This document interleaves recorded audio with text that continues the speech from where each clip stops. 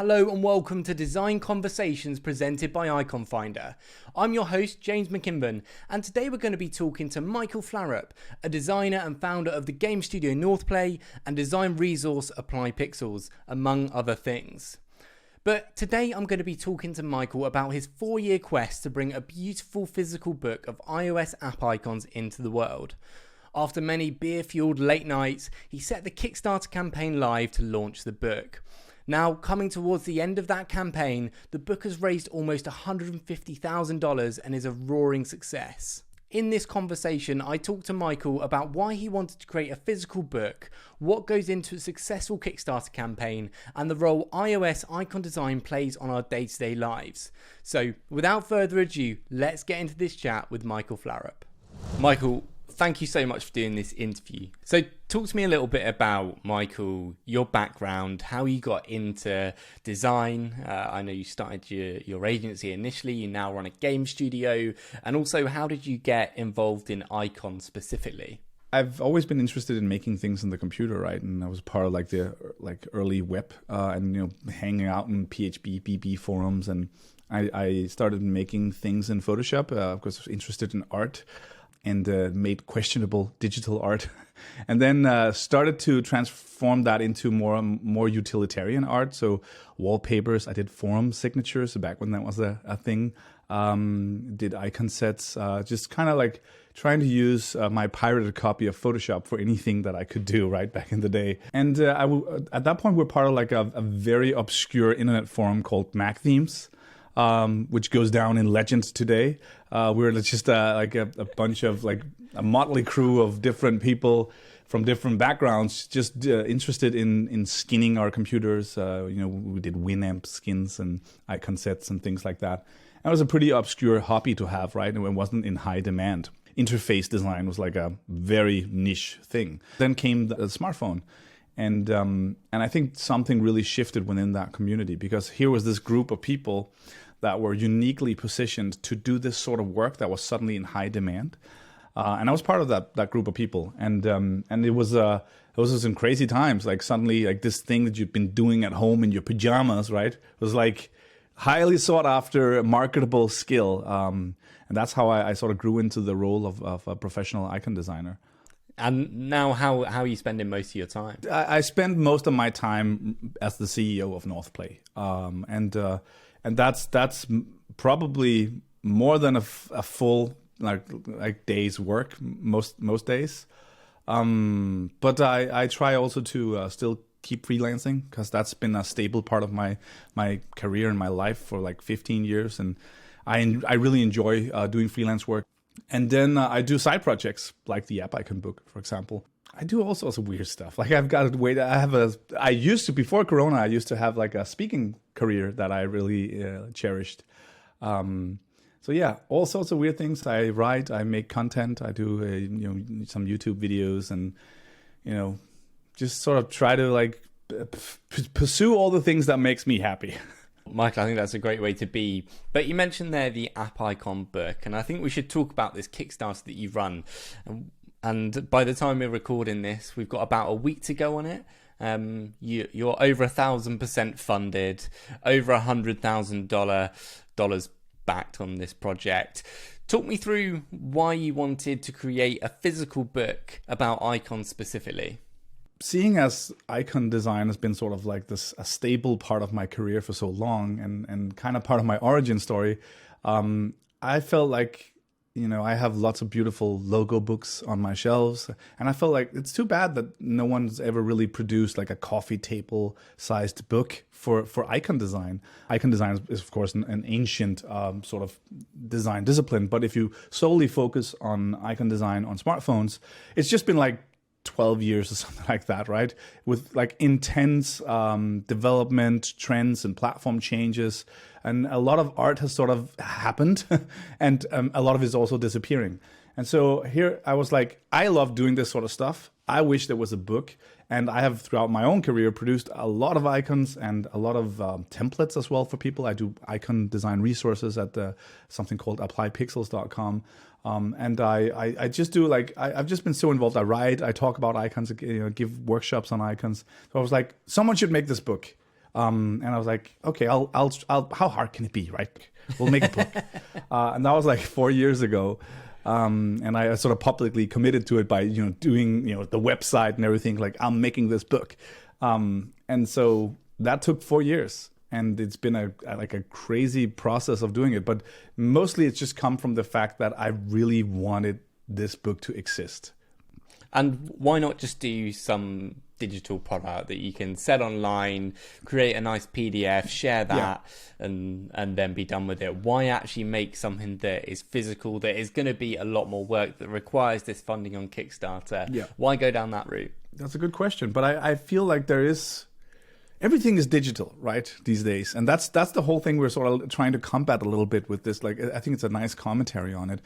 Most of the work that we digital designers do, like, it just disappears very quickly. It's revised, it's changed, companies go bankrupt, things change all the time. And so I think it's very ephemeral in a way. And I wanted it to be more like a physical thing in the world. I love the tactility. I love the fact that you have this cherished part of your collection, this thing that you in many years can take off the shelf and rifle through, or be like, I was part of this thing that happened in time.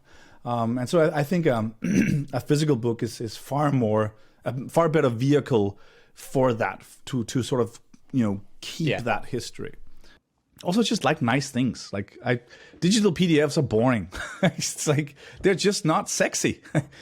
I love it. And so, talk me through what is actually in the book. Yeah. So when we started, I think it was of course like a much broader, more vague idea of like, let's celebrate icons, right? Why isn't there a book on icons? And we would be getting submissions for Android icons or Mac OS icons, which go back much further.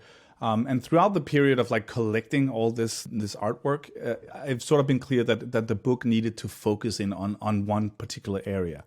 And it's really been sort of an evolving thing. There's good things and bad things about something taking 4 years to make, right? The good thing here is that it had time to breathe and mature in what was actually supposed to be the goal of the book. But this one specifically focused on iOS because I think it's such an interesting story arc that is it really starts with the smartphone. What the book contains is hundreds of artworks from teams and designers around the world.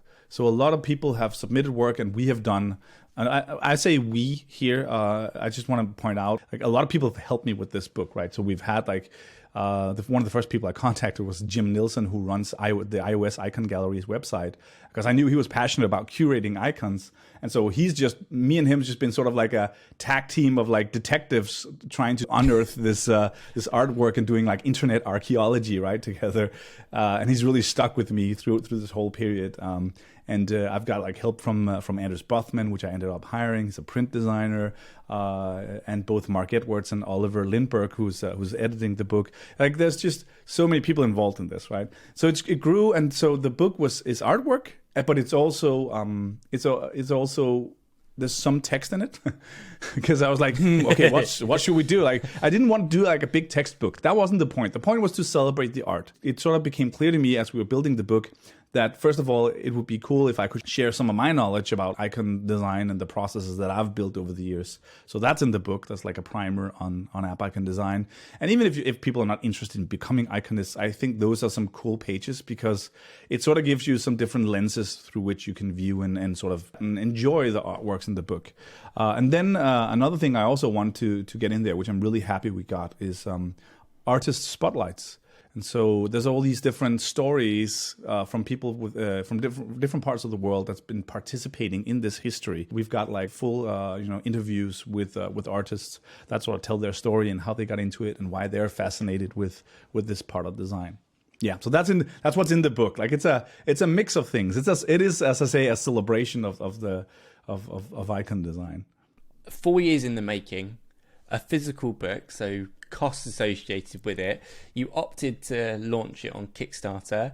Why did you choose Kickstarter as your vehicle to raise the funding for it? At what point did you go, yes, we are now ready to raise the money? And what did you do to make sure it was a success? Well, I mean, I think I always knew that I wanted to do a Kickstarter. The hope was always to somehow connect with a larger audience outside of my own network. And I deliberately set the campaign goal very low because I wanted the book to have. If we had only reached the campaign goal, I would have been losing a lot of money on the project. But I would have happily done that just to make sure that it actually came to fruition and turned into a physical book, even if we only had to produce like 100 books or something like that. Luckily, it didn't came to that, but your second part of the question is like, how do you make it a success? Is that the question? Yeah. Here's how you do that. I mean, first of all, I've been blown away by the support that we've gotten. It's far outsized any sort of thing that I could dare to hope for. So the past couple of weeks have been absolutely insane. But of course, it was always the hope that we would surpass the initial goal. And the stuff that you do, I think, first of all, the whole thing was built on this thesis that if I find this interesting, maybe other people also find this to be an important and timely and interesting book, right? And luckily, like that turned out to be true. It could have just as well have turned out to not be true, but somehow it. I think it resonated with a lot of people, this nostalgia for this. It's incredible that we can be nostalgic for a time period that's like 10 or 12 years in the past only, right? But I think that's the vibe I've been getting from people. People have been really interested in preserving this history. And so I think that's the first part of it. Like, and that's a part that's hard. That's not a to-do list step. Like you do this to be successful. Like I happen to have had an idea here that somehow resonated with people. But other than that, like the actual mechanics of running a Kickstarter is like there's so many things that you want to be looking at, right? First of all, producing a Kickstarter is very much like producing its own product. It actually has nothing to do with the in this case the book, very little at least.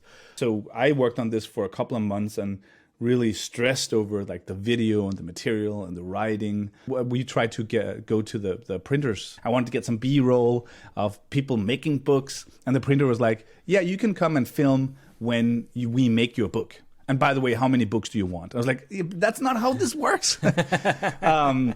So I opted because we don't have dummy books like the book that we're producing here.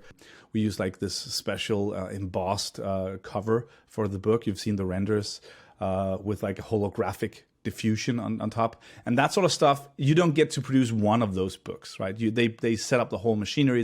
It's very costly, and then they produce how many books you order, right? So we didn't have a book. So I was like, what should I show? Like I don't even have like a thing, and so I had to commission some very talented 3D artists to actually make renders of the book, and that's given, I think, the campaign a lot of its vibe. And then it's just all the little things that you do, like the email sign up on the website for 4 years, right? With people, every time I talked about the book, I've written articles about like the work that we've done on the book previously, way before the Kickstarter ever launched. So it's really been an ongoing thing to get people excited about the project. And every time like I tweeted about it, there's been sort of a call to action for people to sign up to get notified once we eventually down the road turned it into a real product. So yeah, you do all these things. You try to keep all the balls in motion. So when you run a successful Kickstarter, you will get a lot of emails, like crazy amount of emails from all sorts of collaborators and partners and people who want to take your money or tap into your audience, do cross promotions and things like that. And that's how it is running a Kickstarter. It's a lot of work. So now the campaign is funded. It's the hard work from here, right? Actually producing the books. How are you feeling about it? Are you looking forward to the process of getting these books produced? Has it gone way beyond your expectations to the point where you're now a little bit apprehensive about the amount you have to produce? I'm happy about the timeline we've set. I've always been, so I think both me and Jim and Anders, who are like core part of the teams, all dads, right, with little kids. And I was very adamant about us not working through the holidays, for example. That's why the Kickstarter ends on December 10th, and I have to deliver, like we have to finalize end of January.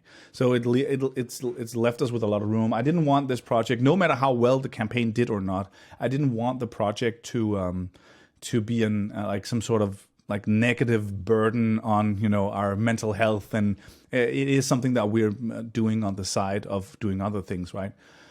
So that was important to me, and how many books we're producing doesn't really impact that a lot. I mean, yeah, sure, when it comes to fulfillment, but I just had meetings with some potential publishers, and maybe the book will one day be in the brick and mortar stores around the world. That would be amazing. And they might want to, have more books produced than what we're looking at here for the first production run, right? So, of course, there is an added logistical challenge, particularly in the climate that we're in right now, with like a lot of disruptions to the whole, the whole shipping situation in the world. But we've done a lot of homework really on this, and gotten a lot of quotes up front about this. One of the easiest way to bankrupt yourself is to, for example, undercharge for shipping. I've seen that so many times in Kickstarter campaigns. Shipping is a nightmare. And there'll be slippage. You'll have books that don't arrive, that you will have to replace. Like, you have to factor all these things into consideration once you're trying to juggle these numbers, right?